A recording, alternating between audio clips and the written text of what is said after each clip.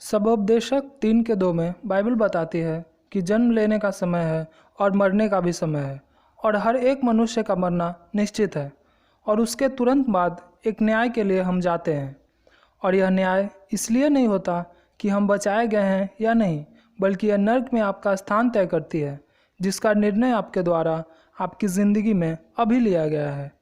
अगर आप बाइबल पढ़ें तो आप इस विषय के आयतों को पढ़ने से नहीं बच सकते, और मैं ये नहीं देख सकता कि हमारे प्रचारक बिना इस विषय पर बात किए हुए कैसे प्रचार कर सकते हैं, क्योंकि बाइबल में इसका जिक्र बहुत बार हुआ है और इसका जिक्र सबसे अधिक बार स्वयं प्रभु यीशु मसीह ने किया है, जितना बाइबल के किसी और प्रचारक ने नहीं किया होगा।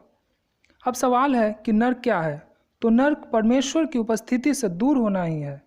मैं इसके विषय में आपको अपनी कल्पना नहीं बताऊंगा। मैं वो नहीं करूंगा जो आज से पहले बहुत लोगों ने किया और अपनी कल्पना का इस्तेमाल लोगों को डराने के लिए किया है, और हमें डरना भी चाहिए। लेकिन मैं आपको बताना चाहता हूँ मैं क्या विश्वास करता हूँ। और बाइबल 3 शब्दों से नर्क की व्याख्या करती है। पहला है आग, क्योंकि हमारा परमेश्वर भस्म करने वाली आग है, जैसा कि इब्रानियों 12 अध्याय में बताया गया है। लेकिन बाइबल बताती है आग शब्द का उपयोग एक चिन्ह की तरह किया गया है, जैसा कि याकूब की पत्री हमें बताती है कि हमारी जीभ भी एक आग है। और इसका ये मतलब नहीं कि हमारी जीभ आग की तरह हमेशा जलती रहती है। ये बस एक चिन्ह है, और प्रभु यीशु मसीह ने इस चिन्ह का उपयोग बार बार किया है कि आग परमेश्वर के लिए प्यास है जो कभी नहीं बुझाई जाएगी। आप परमेश्वर के लिए अनंत काल तक प्यासे हो जाएंगे, लेकिन उन्हें कभी प्राप्त नहीं करेंगे, और आप वो परमेश्वर की उपस्थिति नहीं पा सकते जिसे आपने इस जीवन में खो दिया है। दूसरा शब्द है अंधकार। बाइबल हमें बताती है परमेश्वर ज्योति है, और मत्ती 8:12 में लिखा है, परंतु राज्य के संतान बाहर अंधकार में डाल दिए जाएंगे, और उस अंधकार को नर्क कहा गया है। यह परमेश्वर से दूर होना है, और यही कारण है कि जो नर्क में जाएंगे वो किसी को भी नहीं देख सकेंगे, क्योंकि अंधकार बहुत ज़्यादा होगी। आप वहाँ जाके उस अंधकार में नाइट क्लब नहीं लगा सकते, और ना ही अपनी मौज मस्ती कर सकते हैं जैसा कि लोग सोचते हैं। ऐसा बिल्कुल नहीं है। यह परमेश्वर से अलग होना है। आप पहली बार प्राकृतिक रूप से मरते हो जब आपकी शरीर मर जाती है, जबकि आपकी आत्मा नहीं मरती, वह जीवित रहती है। लेकिन आत्मा भी परमेश्वर के बिना मरी हुई है, जैसा कि आज है। यहाँ हजारों लोग ऐसे हैं जिनकी आत्मा परमेश्वर के बिना मरी हुई है। आपका शरीर तो जीवित है, आप चर्च जाते हैं और आप धार्मिक भी हैं, जैसा कि आज दुनिया में बहुत से लोग हैं, लेकिन आप दिल से मसीह को नहीं जानते हैं, क्योंकि आपने मसीह के साथ रिश्ता नहीं बनाया है।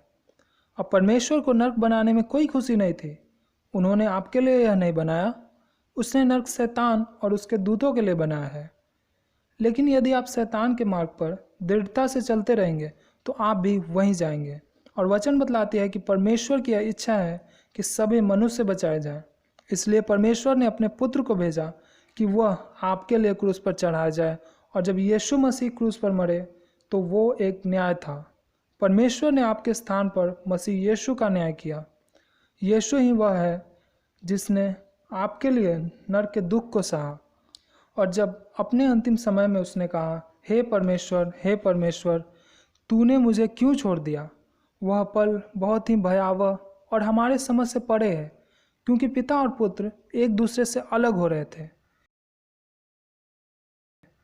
यीशु ने उस वक्त नर्क की पीड़ा को ले लिया, और वो सब दुख को सहा जो एक मनुष्य सह सकता है। यह उसने आपके लिए किया, क्योंकि उसने आपसे प्रेम रखा है। और अब परमेश्वर आपसे कहता है कि तुम्हें अवश्य ही अपने पापों का पश्चाताप करना है और इन बातों को अपने दिल में रखना है। और अगर आप यह नहीं करते हैं और शैतान की बातों में अपने मन को लगाए रखते हैं, जो यह कहता है कि आपके पास बहुत सा समय है, और इसी तरह की बहकाने वाली बातों को वो आपके कानों में भरता है, तो आपको अब चुनाव करना है।